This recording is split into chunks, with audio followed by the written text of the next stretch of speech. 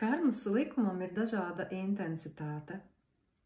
Tiklīdz cilvēks grasās pārkāpt vienu vai otru likumu, viņš dzird savu sirdsapziņas balsi, jeb zinām pretestības sajūtu, jo katrā no mums ir iebūvēts garīgais kompass, citiem vārdiem sakot, iebūvēta patiesības sajūta, jeb dzīves likumu izpratne.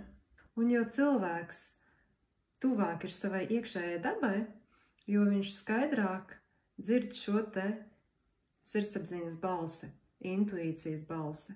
Un šī balss ir pirmais brīdinājums. Ja cilvēks šo pirmo brīdinājumu turpina ignorēt, tad nāk otrais brīdinājums, kas runā jau skaļāk. Atnāk problemātiski apstākļi, sastopam sarežģītus cilvēkus, zaudējam naudu, slimojam, un citas tam līdzīgas un visvisādas mūsu dzīves problēmiņas. Kad uzkrājas pārāk daudz problēmu, cilvēkam ir grūti rīkoties radoši, brīvi un viegli. Viņa brīvība sašaurinās līdz ierobežojošu apstākļu šauram koridorim, kas izpaužas kā, piemēram, grūta ģimenes situācija, slimi vecāki, slimi bērni, vai jebkādi citi apstākļi, kas liek un ļauj cilvēkam dzīvē rīkoties ļoti šauros rāmjos. Un tas ir otrais brīdinājums. Tātad, jo šaurākas mūsu dzīves iespējas, jo tas nozīmē, ka karma gulstas virsū, sliktā karma gulstas virsū arvien vairāk un vairāk. Ja? Tātad, jo tas ir labs rādītājs patiesībā, kā mēs varam paskatīties, cik efektīvi un pareizi mēs dzīvojam.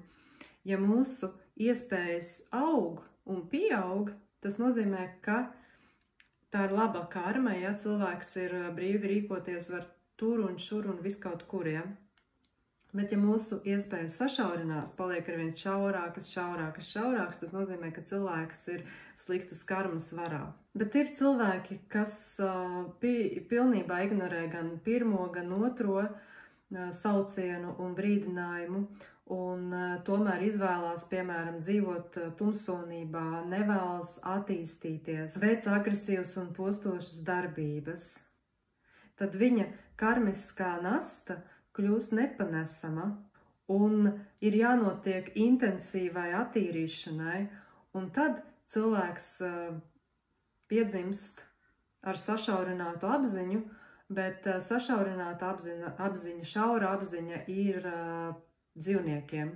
Tātad, ja cilvēks šajā dzīvē negrib attīstīties, negrib saprast kaut kādas savas kļūdas, ja, nevēlas mainīties, tad ir visai augsta iespēja, ka cilvēka dvēsele, cilvēka apziņa ieņems dzīvnieka formu, jeb nākamā dzīvē, tad cilvēks var piedzimt arī kā dzīvnieks. Un svētajos rakstos ir rakstīts, ka cilvēks pārdzimst vairākas reizes, reinkarnējas no dzīvnieku uz dzīvnieku, kamēr viņam atkal tiek dota iespēja piedzimt cilvēka ķermenī. Tomēr gribas atgādināt, ka problēmas nevar saukt par sodu, jo jebkādus dzīves apstākļus mēs veidojam paši. Jo mums katram tiek dota gribas brīvība, izvēles brīvība. Mēs varam izvēlēties, kā mēs domājam, kāds ir mūsu uzvedības stils. Mēs varam izvēlēties savu dzīvesveidu. Tāpēc tiesības uz brīvu gribu ir pasaules galvenais likums, kas ir tātad visas pasaules pamatā. Apziņa formē esamību, un apziņa ir pirmatnēja, un katram no mums ir izvēles brīvība un gribas brīvība.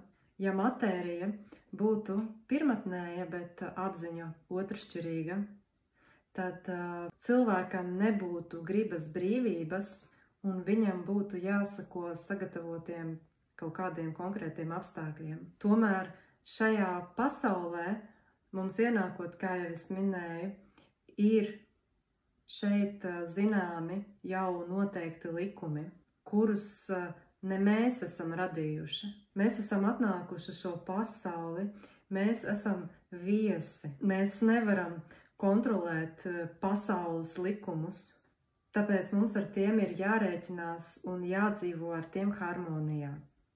Un ja mūsu brīva griba pārkāpja šos likumus, tad mums ir jārēķinās ar sekām. Un jo niknāk mēs metam izaicinājumu visuma likumiem, jo mazāk mums ir iespējas būt brīviem. Tāpēc brīvības formula skan šādi. Es izpaužu savu brīvu gribu, nepārkāpjot visuma likumus. Es dzīvoju harmonijā ar citiem cilvēkiem un pasauli, neiznīcinot šo harmoniju. Pirms mēs pāriesim pie nosacījumiem, kas ir jādara, lai atbrīvotos no karmiskām sekām, pirms tam mēs vēl izskatīsim 7 karmas sastāvelementus, kas arī ir jāzina.